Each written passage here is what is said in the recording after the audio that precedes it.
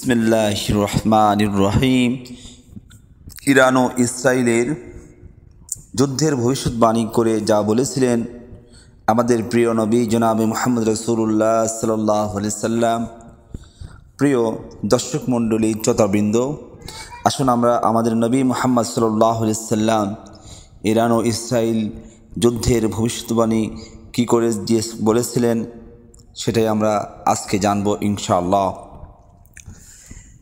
Iran ও ইসরায়েলের মধ্যকার চলমান সামরিক উত্তেজনা এখন সম্ভাব্য যুদ্ধের দ্বারপ্রান্তে পৌঁছে গেছে। বিশ্লেষকদের অনেকে বলেছেন এই সংঘাত বিস্তৃত হলে তা তৃতীয় বিশ্বযুদ্ধের রূপ নিতে পারে। তবে আশ্চর্যের বিষয় হলো মুসলিম ধর্মীয় উৎসগুলোতে এমন একটি যুদ্ধের পূর্বাভাস বহু পূর্বেই পাওয়া গিয়েছে যা কিয়ামতের পূর্ববর্তী সময়ে সংঘটিত হবে বলে উল্লেখ রয়েছে। মহানবী সাল্লাল্লাহু আলাইহি সাল্লাম এক হাদিসে বলেন, খোরাসান থেকে একদল সৈন্য কালো পতাকা হাতে উঠে আসবে, কেউ তাদের থামাতে পারবে না যতক্ষণ না তারা বাইতুল মুকাদ্দাসের সেই পতাকা উত্তোলন করবে। সূত্র মুসলিম ইতিহাসবিদদের বিবরণ এবং হাদিসে রয়েছে। এই হাদিসের ব্যাখ্যায় বলা হয়, খোরাসান যা বর্তমানে ইরান, আফগানিস্তান এবং তুর্কমেনিস্তানের কিছু অংশ নিয়ে গঠিত, সেই অঞ্চল থেকেই মুসলিম বাহিনী উঠে আসবে। হাদিস অনুযায়ী তারা আল আকসা মসজিদ, বর্তমান বাইতুল মুকাদ্দাস বিজয় করে সেখানে কালো পতাকা উত্তোলন করবে। বর্তমান বাইতুল মুকাদ্দাস ইসরায়েলের নিয়ন্ত্রণে। 1980 সালে জেরুজালেম আইন পাশ করে ইসরায়েল এই শহরকে তাদের রাজধানী হিসেবে ঘোষণা করে। যদিও জাতিসংঘ নিরাপত্তা পরিষদ এই দাবিকে প্রত্যাখ্যান করেছে, তবুও বাস্তবে জেরুজালেম এবং আল আকসা মসজিদের নিয়ন্ত্রণ এখনও ইসরায়েলের কাছেই রয়েছে। আরেকটি হাদিসে রাসূল সাল্লাল্লাহু আলাইহি সাল্লাম বলেন, তোমরা যখন খোরাসান থেকে কালো পতাকা আসতে দেখবে তখন তাদের প্রতি সাড়া দিও, কারণ তাদের মধ্যেই থাকবে আল্লাহর খলিফা ইমাম মাহদী। এই দুই হাদিসের ভিত্তিতে অনেক ইসলামী চিন্তাবিদ মত দিয়েছেন এই যুদ্ধই হতে পারে আল মালহামা বা মানব ইতিহাসের সবচেয়ে ভয়াবহ যুদ্ধ।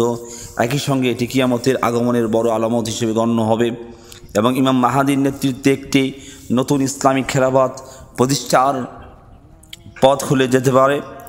বর্তমান প্রেক্ষাপটে 13 জুন শুরু হয় ইসরায়েলের অপারেশন রাইজিং লায়ন নামের সামরিক অভিযানের ইরানের সেনা কর্মকর্তা, পরমাণু বিজ্ঞানী, সাংবাদিক ও সাধারণ মানুষের প্রাণহানি ঘটে।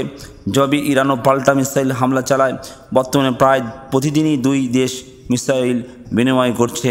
এই ঘটনার প্রেক্ষাপটে ইসলামী হাদিসের আলোকে অনেকেই প্রশ্ন তুলেছেন, তাহলে কি কিয়ামতের পূর্বাভাস পাওয়া যাচ্ছে?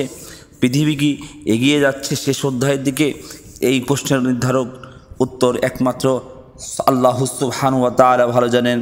বর্তমান পরিস্থিতি মুসলিম বিশ্বে উদ্যোগের পাশাপাশি ধর্মীয় ব্যাখ্যা ও ভবিষ্যৎবাণী নিয়ে নতুন করে ভাবনার দরজা খুলে দিয়েছে। আল্লাহ তাআলা আমাদের সকল মুসলিম উম্মাহকে এক হওয়ার তৌফিক দান করুন। আল্লাহ তাআলা আমাদের সকল মুসলমানদেরকে সাহায্য করুন। আল্লাহ তাআলা আমাদের প্রিয় নেতা, আমাদের মুজাদ্দিদ ইমাম মাহদীকে আল্লাহ তাআলা 70 পাঠিয়ে দিন। আল্লাহ তাআলা আমাদের ইমানের পরীক্ষায় উত্তীর্ণ করার তৌফিক দান করুন। আখিরান আলহামদুলিল্লাহ আলামিন।